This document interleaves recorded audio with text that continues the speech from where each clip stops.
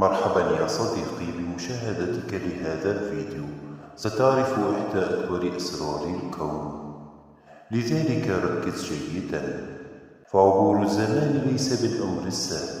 في بداية الأمر يمكن أن لا تصدق، لكن ماذا لو قلت لك أننا قد تعتقد بعدم وجوده هو ما تفرضه عليك قيود الزمان؟ نعم يا صديقي، إن الزمان ينسخ الأحداث ويقيدها في كل مكان. هل راودتك بعض الأحلام لأحداث ستحدث في المستقبل وشعرت بارتباطها بك؟ ما الذي جعل هذه الأحلام تراودك؟ فمثلا قد تحلم أنك التقيت بشخص لم تره من قبل في حياتك، وحدثت بينكما بعض الأحداث التي قد تترجم لك ما سيقع في الغد. وكان هذا الشخص يخبرك عن مستقبل ينتظرك. هنا سأشرح لك كيف تتم هذه الظاهرة، لذلك ركز في الشرح جيدا. إن الروابط الزمنية يمكن للطاقة أن تمر من خلالها بأشكال متعاكسة وتعبر الماضي والحاضر وتنتقل للمستقبل. وإن تأثير الزمن يتبع للحركة، فلا يحدث تقدم في الزمن دون حركة إن كان للطاقة أو المادة. فمثلا تخيل أنك تسير بسرعة الضوء ضمن خط مستقيم، إن ما يحدث من حولك في المكان الذي تمر به بسرعة أقل من سرعة الضوء.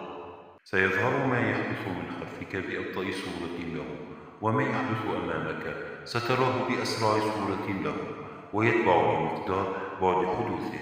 فإن ما يحدث في أقرب بعد زماني عنك ستراه وكأنه يحدث بالتوازي معك، وإنما يحدث في أبعد بعد زماني عنك ستراه وكأنه مستقبل. وكلما زادت سرعتك كلما اقتربت أكثر من رصدك لحدث يحدث في نفس المكان الذي تمر به أو ترصده عينك.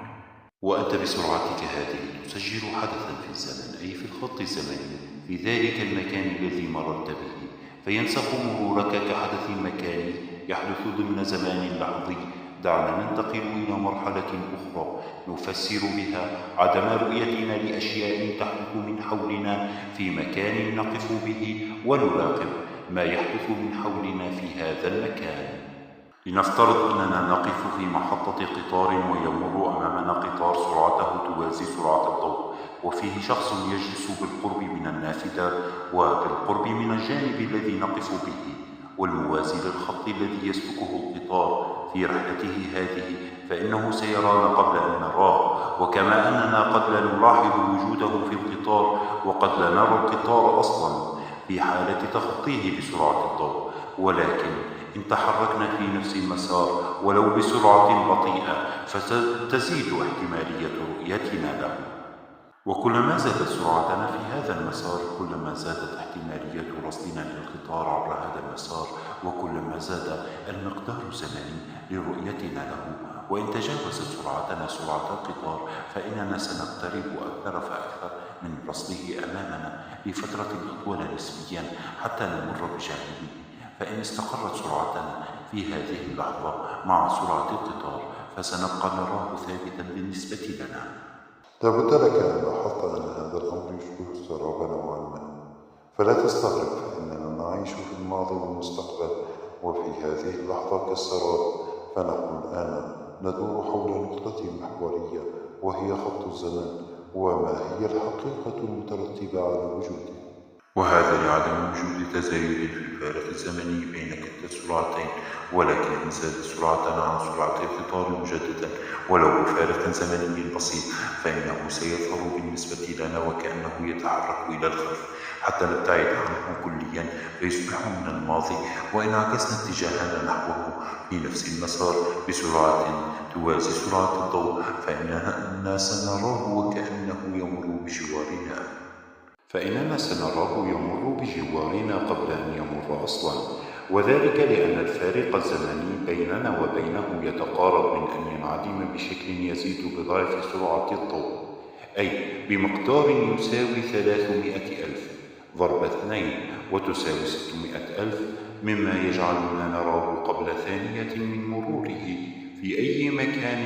سترصده به أعيننا عبر الخط الزمني الموازي لنا في المسار.